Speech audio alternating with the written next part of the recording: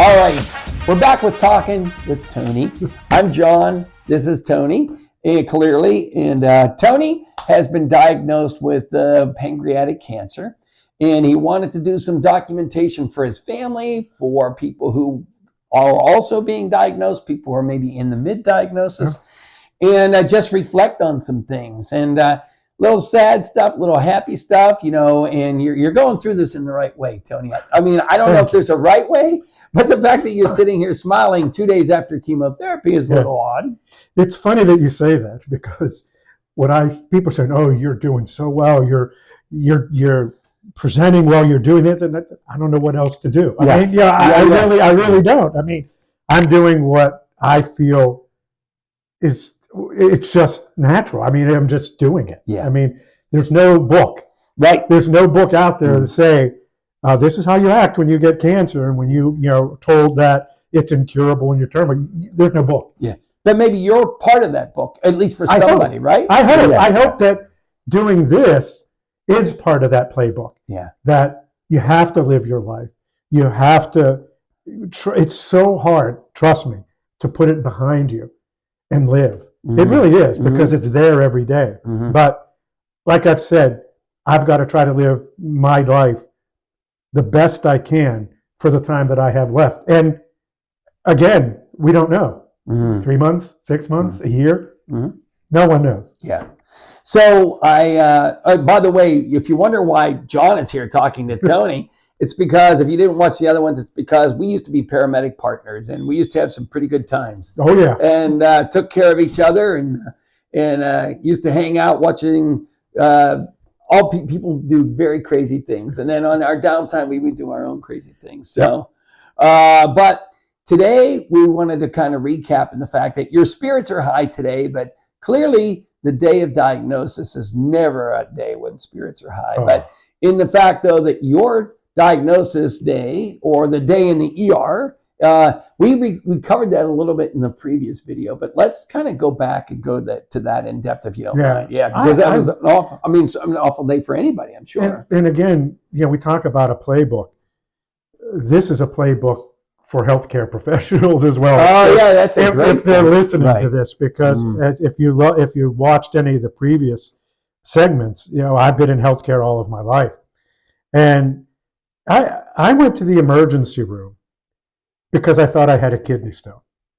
If you watch again some of the previous episodes, I had some issues with my blood sugar. I'm a diabetic, and I had testing back in September and October to rule out pancreatic cancer, and they did. I had a CT scan, an MRI that was negative for both pancreatic and liver cancer. It was specifically done for that. So I went to the emergency room because I had a little bit of back pain. Let me rephrase that. It was like a little twinge in my back, and my urine was discolored. So I said, "Oh man, I have a kidney stone." I had a kidney stone in the past, so just in my mind, I thought this. I even told my wife to stay home, because I said, "What are you going to come to the emergency room for? They're going to give me fluids, Flomax, give me a strainer, and that's it." Mm-hmm. So I was telling her, "Please just stay home." But thank God she decided to come. So you go into the emergency room, and I was an emergency room nurse, by the way. And we go in, and typical, I told the doctor, I said, "This is what's going on." I was a little bit nauseated over the weekend. This morning, it was a little bit of pain, urine different color. I really think I have a kidney stone. So, she does her basic exam, orders a CT scan, orders some blood work, all those, the typical things you do in an emergency room. So, as a typical, again, you wait for how long for all the tests. And I'm sitting there, I'm working, I'm on my phone, answering emails and everything else, like not a care in the world. Not a care in the world, because I just assumed I'd get my IV turned up and the typical. So she came in, the doctor, and I'll never forget it. I mean, it's just something that's seared in my brain. She came in, by herself, number one, no one with her, not a nurse, no one with her. Social worker. Nothing. Yeah. Nothing. Came in by herself with this crappy look on her face, like weird look. I don't even know how to explain it. And she pulls up a chair next to the bed. My wife is sitting here. I'm laying in bed. And she says in a really cocky manner, well, you don't have a kidney stone. And I said, great. What's going on? And she just point blank came out and said to me, not, we're going to check and see, not, we have to do further testing, nothing. She just looked at me and said, you have pancreatic and liver cancer, and we got to figure out what the next step is. Well, I can tell you, I never felt this feeling before. Not the death of my parents, not any event in my life. The air just got sucked out of the room. You feel like you're in a little tornado and everything you just are sitting there stunned. And she's just looking at me. I'm looking at my wife. I start crying. What are we going to do? I told her I just had a testing done in October. It was all negative. And she was saying, well, here's what it shows. So I had my doctor's text because I had some issues, and she gave me her personal text to say, if I need anything, call, feel free. So I felt this was the opportunity to call her. So I text her and I said, Doc, I said, it's really bad. They're telling me I have pancreatic and liver cancer. Now, I didn't expect her to call. I really didn't. But she almost immediately called back, which I love her to death. I think she's fantastic. She took care of my mother. That's how I start going to her. She's great. And start talking to me, and I'm telling her. And this doctor says, oh, okay, he's done with me now? Now he's sitting there talking on his phone? Like, what the hell would you say that for, right? Yeah. Mm-hmm. So my wife says, that's his doctor. And she said, what do you mean that's his doctor? She said, well, we text her. Who is it? Like that. And we told her. She goes, I taught her. Give me the phone. No nurse. No nothing. They don't. I think we even reflected back, whether we recorded this or not the last time, not even like do you need a glass of water for your wife? Oh. Like, do you need help? Nothing. And my wife, you get that dry mouth. Yeah. And my wife did start saying, I need water. And this lady was just looking at her. And I said, we need water. Can you have someone get us water? She yells at me and says, you can't drink. We may have to be doing more testing on you. And my wife said, we need water. And I told him I need something for my nerve. I need something. Mm-hmm. And then, the nurse showed no empathy at all. And I guess the best word, one of my son's favorite words, is she was ditzy. Mm.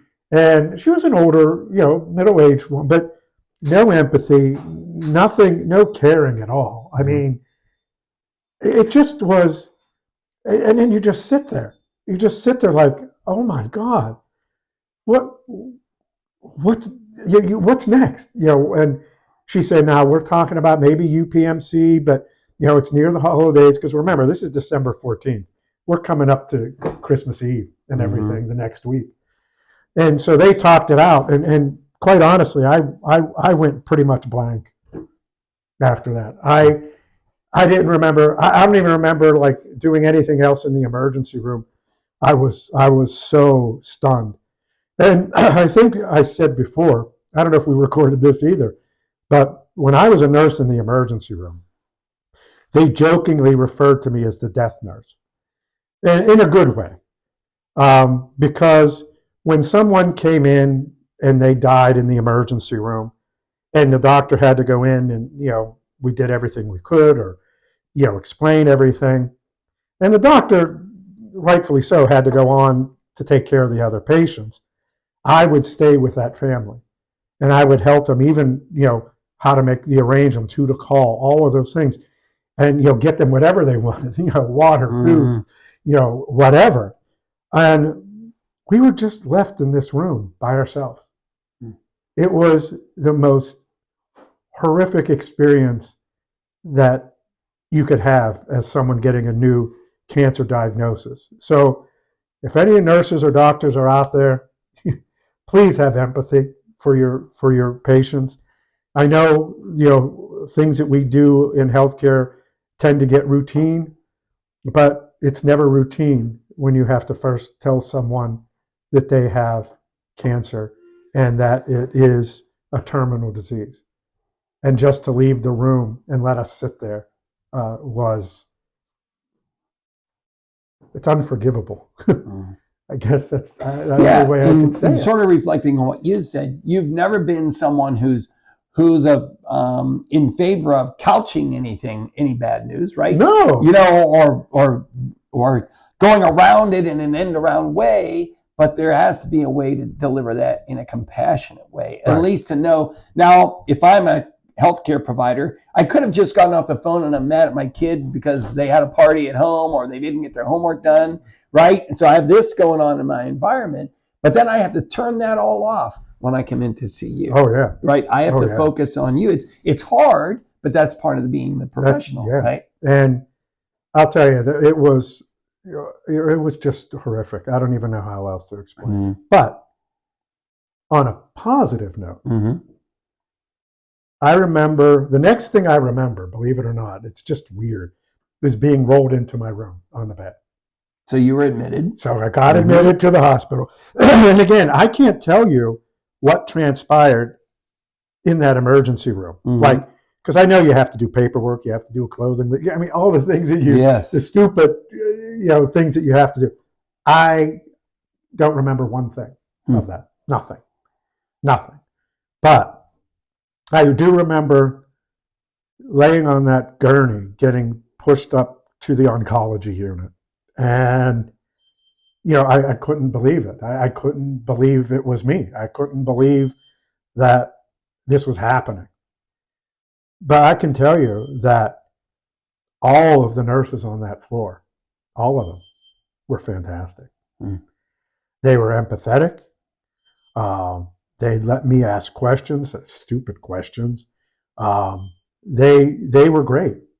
I was real happy about that because they treated my wife really well. What can I get for you? What can we do? Da da da da. I'm so sorry. I mean, I'm so sorry. I'm so sorry, they said, because, I mean, I'm a healthy guy. I mean, I'm not Superman, but, I rode bikes every day. We did yoga. It wasn't like I was, 400 pounds. Please don't tell the yoga stories I won't tell the yoga story. But I was okay. I mean, I never expected this to happen. Never expected this to happen. But they were great. And then came the flurry of activities. I swear that housekeeping peeked under the sheets. I mean, there were so many people the next day. Wow. So many people.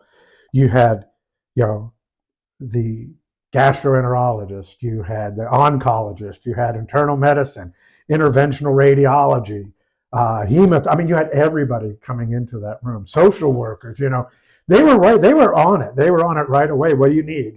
Social worker wise and everything. They were great. The crazy part is I had stuff done every single day. And it was a roller coaster because, I had a fatty liver in the past and they were concerned if I even had liver cancer. So went down to get a CT guided needle biopsy of my liver. And they came back and said, no cancer.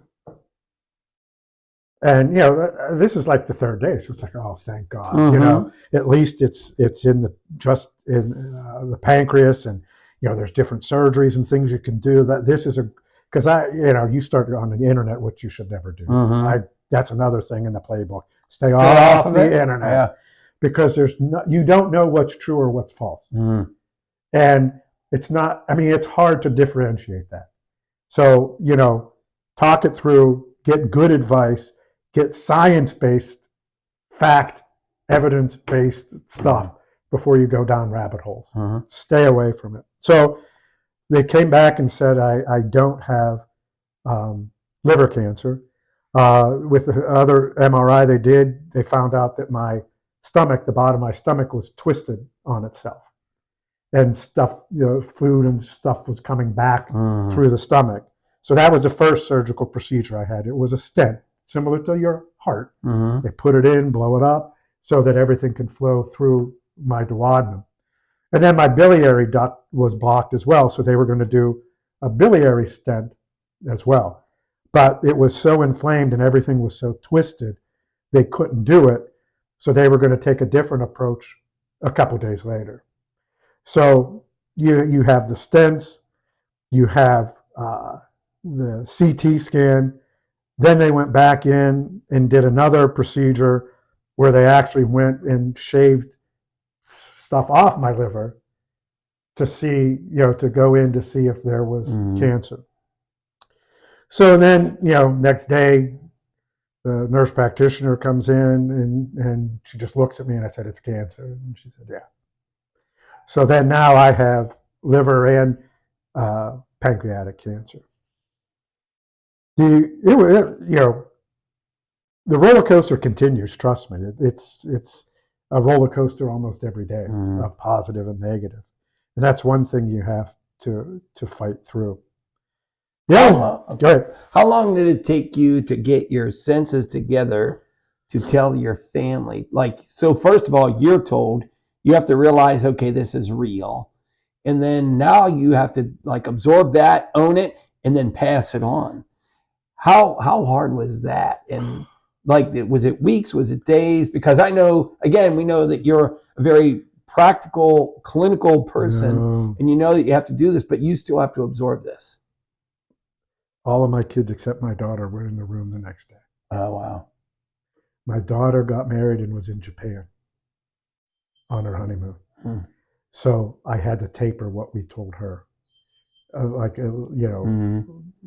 we're doing. And I tried to do it in a way that I wasn't lying, but I wasn't telling the whole truth. But my kids were with me the next day. My cousins were in the next day. I mean, that's how quick it went. So in a couple days, I had a room full of people every day. One of the weirdest things that I'll ever experience too is I felt it necessary to call the priest. He's wonderful. His name is Father Brian. He's probably one of the most holy people that I've ever met in my life. I just absolutely love this guy. And in front of my kids, I don't care what you call it. You call it the anointing of the sick, you call it whatever. I almost swear. It's last rites. There I am with my family sitting there. And, I'm 61 years old and I'm getting last rites in front of your kids. And, I mean, it just, that was rough. That was rough. But he was there, within a couple of days. He made it a point to come in to the hospital. But you don't want your kids to see that. It's just, especially not that age. No.